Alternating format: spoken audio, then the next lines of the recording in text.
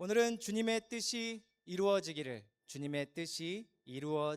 이라는 말씀의 제목으로 함께 사도행전의 말씀 나누도록 하겠습니다. 우리 옆에 계신 분과도 제목을 기억하면서 이렇게 인사했으면 좋겠습니다. 주님의 뜻이 이루어지기를 바랍니다. 이렇게 인사 나누시겠습니다. 주님의 뜻이 이루어지기를 바랍니다. 네, 좋습니다. 최근에 제가 인터넷을 하다가요, 꽤 재미있는 게시물을 발견했습니다. 어떤 사람이 익명으로 이런 질문을 올려놓은 겁니다. 한번 들어보시고 한번 나름대로의 답을 찾아보시면 좋겠습니다. 만약에 10년 전 나에게 딱 3글자의 문자 메시지를 보낼 수 있다면 뭐라고 보내시겠습니까? 딱 3글자입니다. 죄송하게도 영어는 안 됩니다. 한글로 딱 3글자, 딱 3글자만 보낼 수 있습니다. 한 번 보낼 수 있습니다. 뭐라고 보내시겠습니까? 제가 거기 있는 게시물들, 댓글들 다 읽어봤거든요. 대략 3부류의 사람들이 있더라고요. 첫 번째 부류는요, 좀 마음이 이렇게 몽글몽글하신 분들 같아요. F 같아요. 보내면 이렇게 보내겠대요. 괜찮아, 힘을 내, 울지 마. 이렇게 위로의 문자를 보내고 싶다고 댓글을 달았습니다. 그런데 또 다른 분들은요, F라기보다 좀 T이신 것 같아요. 계획형인 것 같아요. 편입해, 퇴사해, 이직해, 도망쳐, 이런 문자를 보내겠다고 하십니다. 그런데 가장 많은 댓글이 달린 사실 글이 있었습니다. 거의 한 50%? 절반 넘게 가장 많은 댓글이 달린 건 뭐였냐면요, 뭘 것 같으세요? 뭐라고 상상하셨습니까? 테슬라, 젠슨 황, 엔비디아, 삼전사, 뭐 이런 걸 보내시겠다는 겁니다. 주식 관련된 키워드들을 보내겠다는 거죠. 저는 댓글 보면서요, 그래, 보통 3부류의 사람들, 다 똑같지. 우리는 다 위로를 받기를 원하고 안정적인 미래를 원하지, 그런 생각이 들었습니다. 특히 이 싱가포르에서 살다 보니까 더 그런 것 같습니다. 싱가포르에요, 이만저만한 문제들이 있는 게 아닙니다. 비자부터 시작해서 주거는 왜 이렇게 비싼지, 주거 문제도 그렇고요, 나의 직장, 자녀의 교육, 거기다가 살인적인 물가까지 우리들은요, 미래를 위해서 풀어야 할 숙제가 너무나도 많이 있습니다. 정말 많이 있습니다. 그래서인지 누구보다 우리는 더 안전한 길, 안전한 미래, 평안한 내일을 바라고 있습니다. 오늘 본문에 등장하는 사람들도요, 크게 다른 사람들이 아니었던 것 같습니다. 바울을 만류했던 사람들, 예루살렘에 못 가도록 붙잡았던 사람들도 우리와 비슷한 마음이었을 겁니다. 아가보라는 예언자가 등장하는데요, 이 아가보라는 예언자가 바울에게서 허리띠를 뺍니다. 그리고 그의 손과 발을 묶더니요, 바울에게 이렇게 예언하는 겁니다. 자기의 손과 발을 묶고는, 예루살렘에 가면 당신 이렇게 손과 발이 포박되고 체포되게 될 것입니다 라고 예언을 합니다. 이 예언을 주위에 있는 모든 사람들이 다 들었습니다.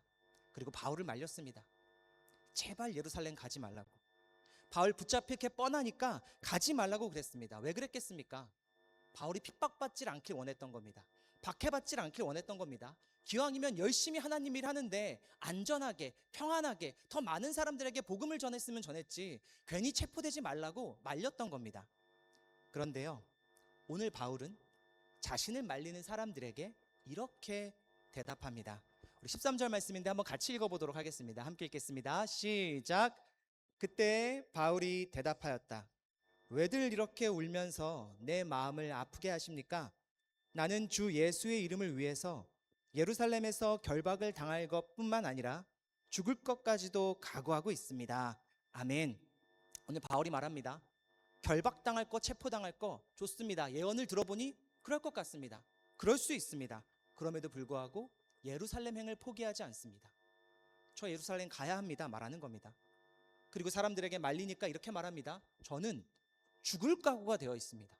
죽을 각오가 되어 있다는 겁니다. 도대체 바울은 어떤 사람이길래 복음을 전하다가 이 생명 아까운 줄도 모르고 죽을 각오가 되어 있다고 말할까요? 어떻게 생각하십니까? 오늘 이 성경 구절 말씀 말입니다. 바울이니까, 뭐 사도니까, 대단한 사람이니까, 성경성 영웅이니까 그렇지 않았을까? 아니면 내가 가진 이 믿음보다도 훨씬 대단한 믿음을 가진 사람이니까 바울은 그렇게 죽을 각오로 예루살렘에 가지 않았을까? 제가 처음부터 사도행전을 쭉 묵상하고 있는데요, 다 아니더라고요. 바울은 그런 영웅적인 인물이 아니더라고요. 우리랑 똑같은 사람입니다. 무서워하는 게 있고요, 두려운 게 있고요, 우리처럼 평안한 미래를 바라는 다를 것 없는 사람이었습니다. 또 그가 받은 하나님의 사랑 생각해 보십시오. 하나님이 차별해서 사랑을 주십니까? 우리에게는 요만큼 주시고 바울에게는 이만큼 주셨습니까? 그렇지 않습니다. 다 똑같이 사랑하셨습니다. 우리가 받은 십자가 복음은요, 십자가 복음은 다릅니까? 바울은 다른 복음을 들었습니까? 우리랑 똑같은 예수 그리스도의 십자가 복음을 들었습니다. 똑같은 사람이고요, 똑같은 사랑 받았고요, 똑같은 십자가 복음을 믿고 있습니다. 그런데 바울은요, 죽을 각오를 합니다. 어떻게 바울은 죽을 각오를 하면서까지 예루살렘에 갈 수 있었을까요?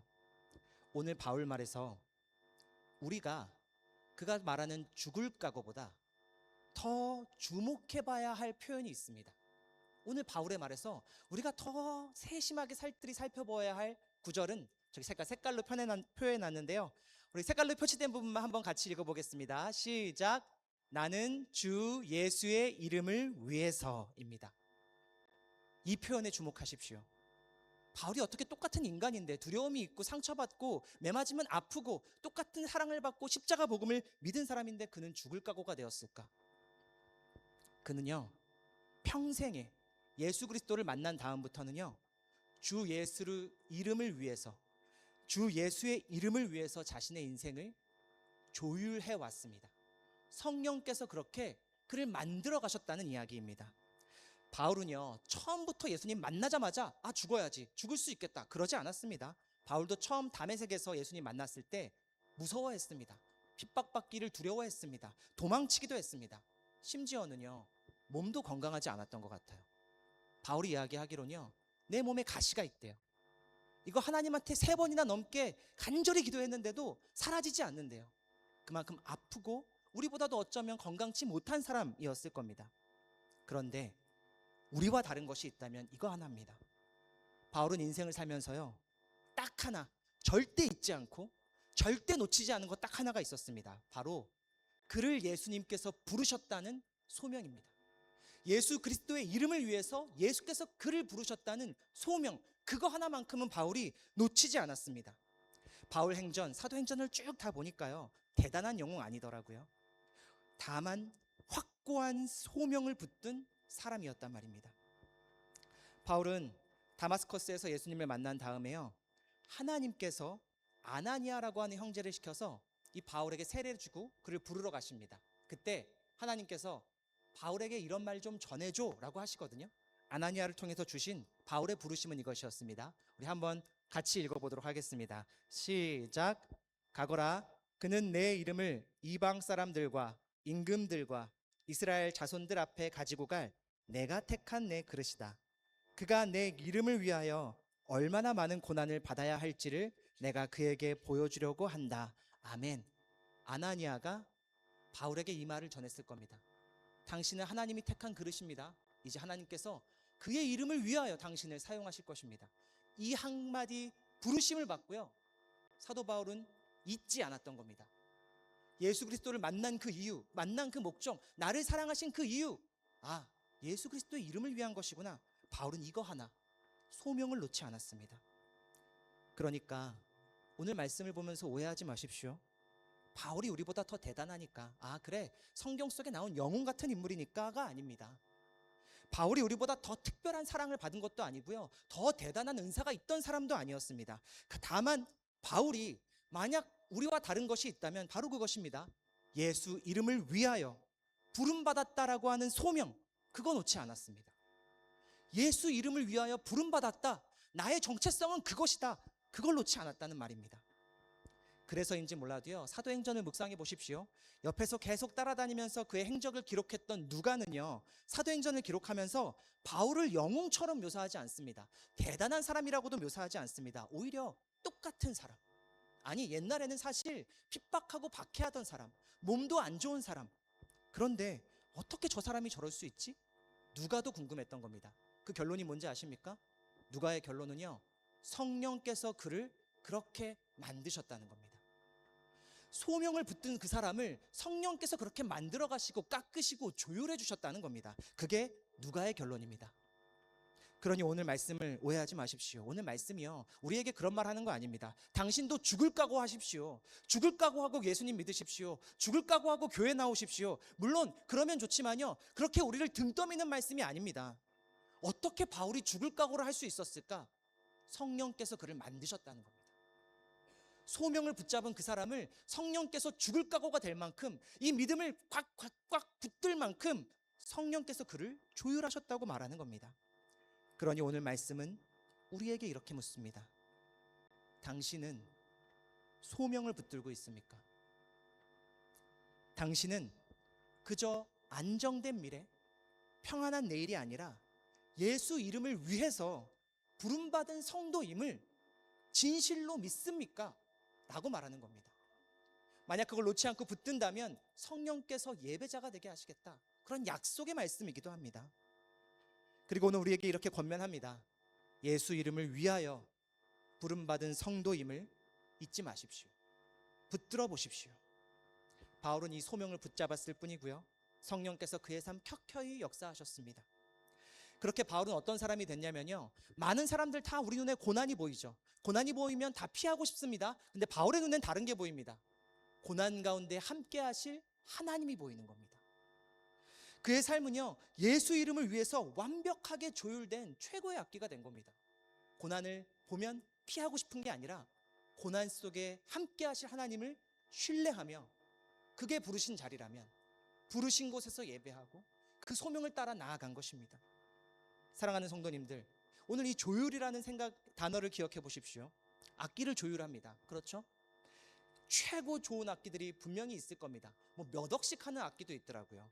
바이올린 같은 경우에 막 수억 원 하더라고요. 최고 좋은 악기가 있습니다. 세계 최고의 연주가가 있습니다. 그런데 그 바이올린이 조율되어 있지 않다면, 그 어떤 연주도 소음에 불과합니다. 우리의 삶도 마찬가지입니다. 우리의 삶이요, 내가 예수 그리스도의 이름을 위해서 부름받은 존재라는 것, 그것 조율되어 있지 않으면요, 우리의 삶은 아무리 발버둥 쳐도 예배되지 않습니다. 우리 늘 말하잖아요. 삶이 예배됐으면 좋겠다. 내 삶이 조금 하나님 앞에 드려질 만한 것이면 좋겠다. 다 이야기하지 않습니까? 그런데 삶이 예배된다는 걸 뭐라고 생각하십니까? 남에게 폐 안 끼치고 조금 남들보다 착하게 살고, 그래, 저 사람 정도면 교회 다닌다고 할 만해, 그런 거라고 생각하십니까? 삶이 예배된다는 건 그런 게 아닙니다. 삶이 예배된다는 것은요, 내가 예수 그리스도의 이름을 위해 부름받았다는 소명을 붙들 때 성령님께서 나를 삶이 예배되게 하시는 겁니다. 성령님께서 나를 성전이 되게 하시는 겁니다. 성령께서 내 삶을 하나하나 조율해 주시는 겁니다. 그래서 내 삶이 하나님 앞에 감히 아름다운 찬양과 예배가 될 수 있다는 겁니다. 내가 조금 착하게 산다고 내 삶이 예배될까요? 내가 조금 착하게 산다고 내가 대단한 연주가가 찬양이 될까요? 그렇지 않습니다. 소명을 붙든 그 사람, 말씀의 등불을 들고 살아가는 그 사람을 성령께서는 참된 예배자, 거룩한 성전, 움직이는 교회가 되게 하셔서 하나님을 향한 찬양과 예배가 되게 하시는 겁니다. 그러니 오늘 말씀은요, 죽을 각오해, 그런 말 아닙니다. 소명을 붙잡으란 말입니다. 소명을 붙들 때 하나님께서는 나를 죽을 각오를 할 수 있을 만큼 그 지경까지 인도하시며 변화시키시고 조율하여 주십니다. 대단한 것이 아닙니다. 지금 우리에게 필요한 것은요, 첫째로는 소명을 붙드는 것, 그 다음 하루하루를, 나의 일상을 성령님과 발맞춰 걸어보는 겁니다. 아침에 눈을 떴을 때 무엇 하십니까? 아침에 눈을 떴을 때요, 나의 오늘 하루가 하나님께 예배가 되기를, 하나님께 찬송이 되기를 위해 기도하십시오. 삼시세끼 다 먹을 때마다 뭐 하십니까? 우리 기도합니다. 일용할 양식을 주신 하나님께 감사드리십시오. 그리고 잠들기 전에 조용히 주의 말씀을 묵상하는 시간을 가져보십시오. 대단한 거 아닙니다. 그리스도인들이 수년 동안, 수천 년 동안 지켜오는 거룩한 습관입니다. 자고 일어났을 때 기도하고, 자기 전에 기도하고, 밥 먹을 때 기도하는 거요, 우리가 하는 거룩한 습관입니다. 그 습관을 붙들고 나의 소명을 붙들 때, 내가 예배자임을 잊지 않을 때 하나님께서 우리를 만들어 가십니다. 그리고 오늘 우리 중에 아직 믿음이 없으신 분들도 더러 계실 것 같습니다. 오랫동안 신앙생활 하신 분들도 계시고, 또 교회 다니신 지 오래되신 분들도 계시겠지만 아직 믿음이 없으신 분 계실 수 있고요. 오늘 방문하신 분도 계시리라 생각합니다. 그런 분들에게는 소명이란 단어가 조금 낯설게 들리실 것 같고요. 삶이 예배된다? 그런 개념 모르셔도 좋습니다. 그런데 오늘 믿음이 없는 분들 혹은 방문하신 분들을 위해서도 말씀드립니다. 기독교인들은 어떤 사람들이냐면요, 기독교인들은 하나님께서 우리에게 주신 것이 있다고 믿는 사람들입니다. 선물을 주셨다고 믿는 사람들입니다. 그런데 그것은요, 그 선물은 내 인생을 내 마음대로 통제할 수 있는 그런 능력이 아닙니다. 내 인생의 많은 이 숙제들을 내 마음대로 할 수 있는 그런 힘이 아닙니다. 나의 인기, 나의 명성을 높이는 것들도 아닙니다. 하나님이 우리에게 주신 것은 무엇이냐면요, 그리스도인들은 이렇게 고백합니다. 십자가라고 고백합니다. 더 쉽게는 손해마저, 희생마저 감수할 수 있는 사랑을 우리에게 주신 겁니다. 그러니 오늘 기독교인이 아니셔도 좋습니다. 예배 후에 손해마저, 희생마저 감수할 수 있는 사랑으로 내 삶을 한번 조율해 보십시오. 인생을 살아가면서 우리는 한 열의 아홉이면 대부분 안정과 평화, 나의 밝은 미래를 위한 선택들을 하며 살아가잖아요. 열이면 열이죠, 솔직히. 그런데 10번 그렇게 선택하셨으면 단 한 번이라도 작은 손해와 희생을 감수하더라도 내 이웃을 위한 사랑과 섬김의 선택을 해보십시오. 그때 우린 이렇게 고백합니다. 성령께서 내 삶을 하나님 앞에 찬양으로, 예배로 조율해 주십니다. 오늘 말씀 나누는 우리 모두 기독교인이시거나 믿음이 있으시거나 없으시거나 모두 괜찮습니다. 우리의 삶은요, 예수 그리스도의 이름을 위해서, 그분의 사랑을 위해서 부름받았다는 것, 이것을 놓지 않는 저와 여러분 다 되시기를 주님의 이름으로 축복합니다. 네, 이제 이렇게 소명을 붙들었던 바울을 보면서요, 그 가이사라 공동체 교회에서 저는 죽을 각오가 됐습니다, 예루살렘 가겠습니다 했을 때 그 바울 한 사람으로 인해서 바울을 말리던 사람들의 기도가 싹 바뀝니다. 내 인생이 하나님에게 집중하고 그에게 조율된 한 사람으로 인해서 공동체가 변화받습니다. 그 구절이 14절의 말씀인데요, 그들의 기도가 이렇게 변화됩니다. 함께 읽어보겠습니다. 시작. 바울이 우리의 만류를 받아들이지 않으므로 우리는 주님의 뜻이 이루어지기를 빕니다 하고는 더 말하지 않았다. 아멘. 처음에 제가 이 말씀을 묵상할 때는요, 사람들도 지쳤나 보다, 하도 뗐으니까 그래 갈 거면 가라, 이런 뜻인 줄 알았어요. 지쳤다, 그래 잘 되기를 바란다, 이런 수준인 줄 알았는데요, 오늘 말씀을 묵상하다 보니까요, 바울을 조율하신 하나님께서 오늘 이 가이사랴 공동체의 기도를 아름다운 것으로 바꿔주셨더라고요. 주님의 뜻이 이루어지기를 빕니다. 이 기도 들으십니까? 내 기도 중에 이런 구절이 있으십니까? 주님 이거 원해요, 저거 원해요 말고요, 주님의 뜻이 이루어지기를 빕니다. 내 기도 가운데 이 한 문장이 있으십니까? 저는 이거 가장 완벽한 기도이고요, 가장 지혜로운 삶의 태도라고 확신합니다. 물론 우리 모두에게 뜻이 있습니다. 기도 제목 있으셔도 좋습니다. 바라는 것들 다 있습니다. 하나님께 간구하면 주실 겁니다. 나의 바람 있고 내 힘으로 내 인생 통제하고 싶은 영역들이 분명히 존재합니다. 하지만 지금까지 내 인생을 한번 돌아보십시오. 지금까지 나의 인생을 한번 돌아보십시오. 인생이 내 뜻대로만 잘 흘러가던가요? 지금까지 내 인생을 한번 돌아보십시오. 내가 바라는 모든 게 다 이루어지신 분이 한 분이라도 계십니까? 그렇지 않을 겁니다. 인생은요, 기독교만 그렇게 말하는 거 아닙니다. 모든 종교들이 다 말합니다. 심지어는 인문학 책들도 말합니다. 인생은요, 마음대로 되지 않습니다. 더 많이 쥐려고 하면요, 더 많이 빠져나갈 때가 있습니다. 내 능력으로 컨트롤하려고 하면요, 일이 더 꼬여버리는 때가 있습니다. 조바심을 내고 서두르는데 하나도 진전 안 될 때가 인생엔 분명히 발생합니다. 그렇다면요, 진짜 인생의 지혜는 무엇이겠습니까? 진짜 인생의 지혜는 무엇이겠습니까? 인생은 내 맘대로 되지 않는다는 걸 아는 것이 지혜입니다. 인생 내 맘대로 되지 않습니다. 그리고 결코 인생은 고난 한 번 없이, 상처 한 번 없이 그렇게 살 수 있는 사람 없습니다. 인생은 누구나 고난도, 상처도, 아픔도 있습니다. 온갖 점을 다 쳐서 나의 미래를 다 알게 돼도요, 고난 피할 수 없을 겁니다. 물질이 셀 수 없을 만큼, 모든 사람이 부러워할 만큼 다 가지고 있어도 나의 번뇌와 나의 아픔으로부터 벗어날 수는 없을 겁니다. 어느 종교의 표현처럼 인생은 고통입니다. 그럼 이 고통을 어찌해야 합니까? 이 고통 가운데 우리는 어떻게 살아가야 합니까? 무엇이 지혜입니까?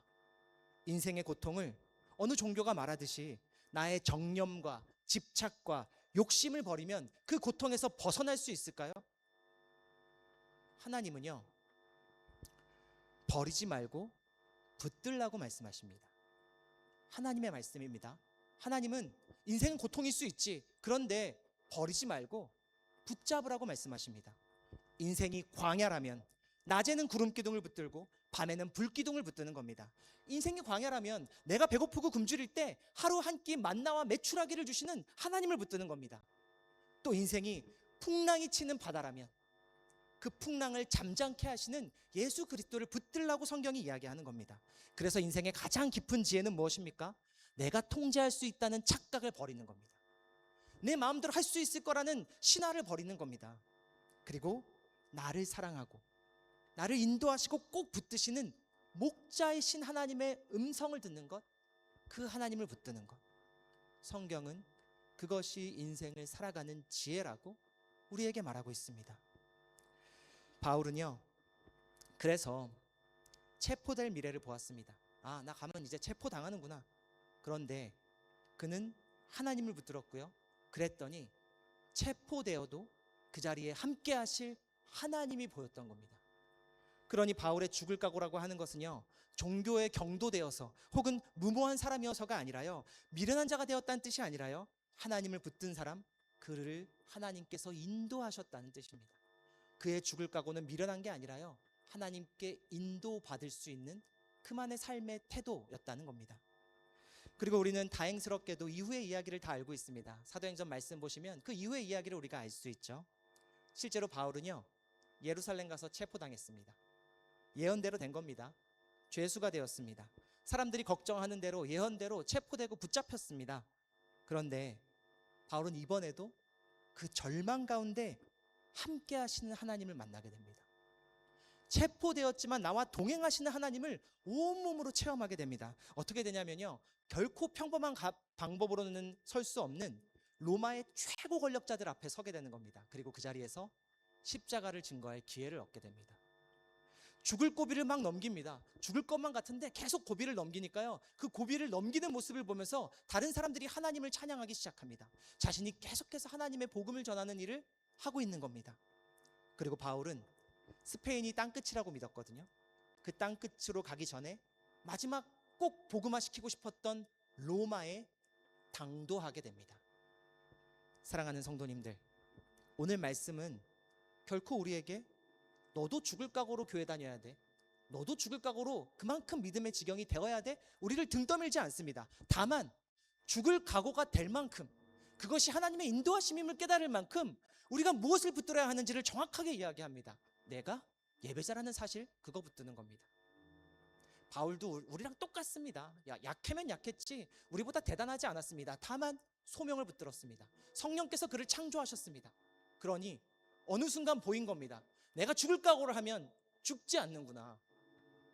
바울이 이거 본 겁니다. 죽을 각오하면 죽지 않고 하나님이 나와 함께 하시는구나.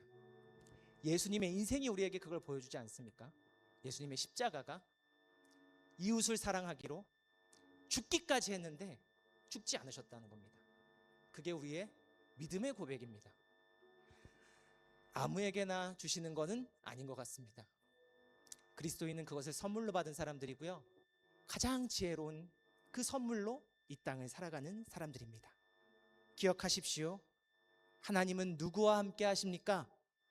소명을 붙드는 예배자, 그리고 예수 이름을 위하여 부름받았음을 잊지 않은 사람과 동행하십니다. 설교를 시작하면서 제가 던졌던 질문을 기억하십니까? 10년 전 나에게 세 글자 문자를 보낼 수 있다면 뭐라고 보내시겠습니까? 제가 이 질문이요, 오늘 말씀 준비하면서 난 이렇게 보내면 좋겠다라는 생각이 들었습니다. 젠슨 황, 엔비디아, 주식도 안 하지만요, 그런 게 아니라 기도해 라고 보내면 어땠을까요? 가장 지혜 있는 그리스도인의 태도니까요. 불확실한 미래에 가장 확실한 믿음이니까요. 저와 여러분이 10년 전 나에게 기도해 라고 보낼 수 있는 그런 믿음의 사람들이 다 되시기를 바랍니다. 사랑하는 성도님들, 성도님들 삶에 주님의 뜻이 이루어지기를 빕니다. 기도드리겠습니다.